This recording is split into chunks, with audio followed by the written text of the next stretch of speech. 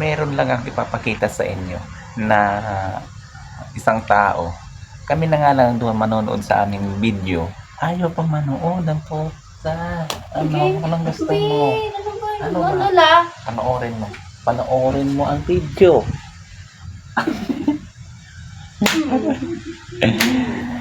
Oh, ayan na.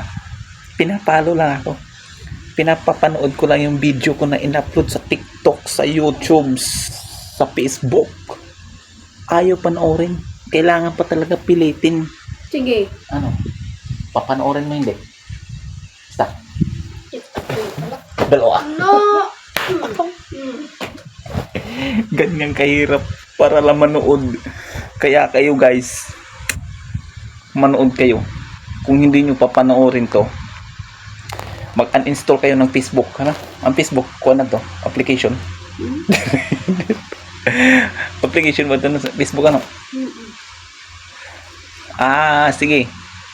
Huwag nyo na lang i-install. Manood kayo ng Facebook, TikTok, YouTube. Dahil ito, kailangan pa talaga pilitin para lang manood. Kaya, pag di ka manood, hindi daw niya paghahanda ng pagkain. So ngayon, ano ang gagawin ko?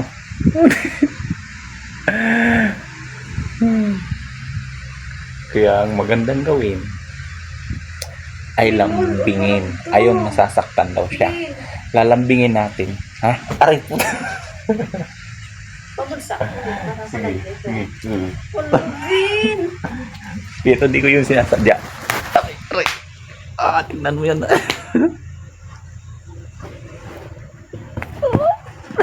Kaya ako pag ako umukoy, Hindi ko napipilitin manood ng video dahil masyado na ako nasasaktan. pero ay, mitak ulo. Kamungan. Mitak puso. May video. Sige, may video. May video para may May video. May video. Oo, may video. Tama na guys, ang sakit na. May video. Ay. Ay. Siya yung nag-uuna. Alam nyo guys, siya nag-uuna. Pero pag gantihan mo, ano sasabihin? Nananakit daw ako. Ito ipapakita ko sa inyo. Ito ha. Tingnan nyo. Nananahimik siya. Pero, guguluhin natin yan. Ha? Kasi, mayroon siyang ginawa na hindi maganda. Kadi. Ito. Ito yung ating papakita. Pakis daw. Kadi kasi ito. Tatapad ko man ang name mo. Oh, yan. Ganyan ako sinasaktan yan.